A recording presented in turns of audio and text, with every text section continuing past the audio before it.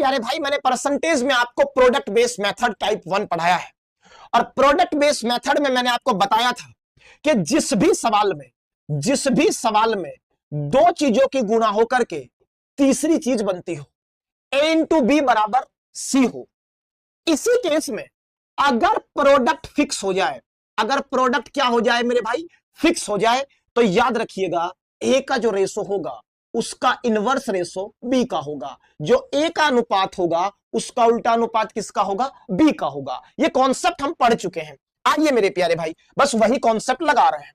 जरा बताना, एक्सपेंडिचर होता है प्राइस इंटू क्वांटिटी, एक्सपेंडिचर होता है प्राइस इंटू क्वांटिटी, एक्सपेंडिचर होता है प्राइस इंटू क्वांटिटी।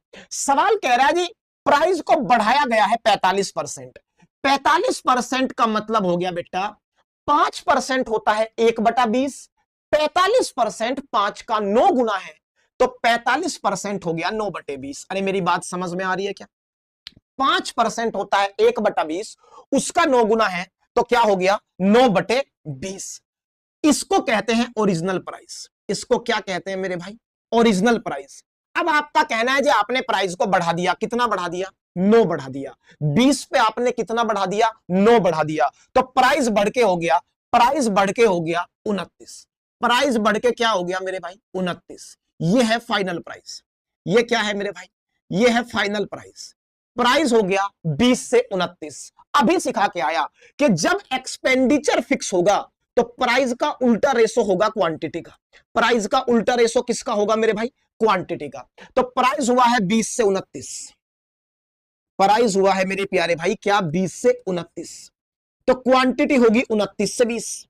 उल्टा हो जाएगा क्योंकि एक्सपेंडिचर क्या है, फिक्स है।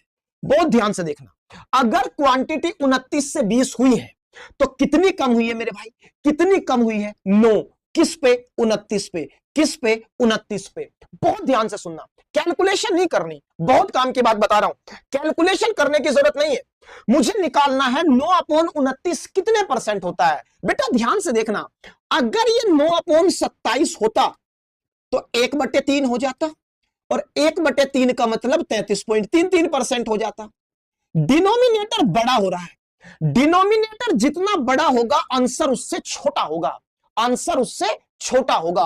क्योंकि डिनोमिनेटर 27 की जगह 29 हुआ है तो आंसर 33 से छोटा आएगा। जैसे जैसे डिनोमिनेटर बढ़ता है आंसर घटता है। तो 33 से छोटा ना तो ये है, ना 33 से छोटा ये है, ना 33 से छोटा ये है। तो सवाल का आंसर हो गया सी 31 और आपके सवाल का आंसर 31 आ गया।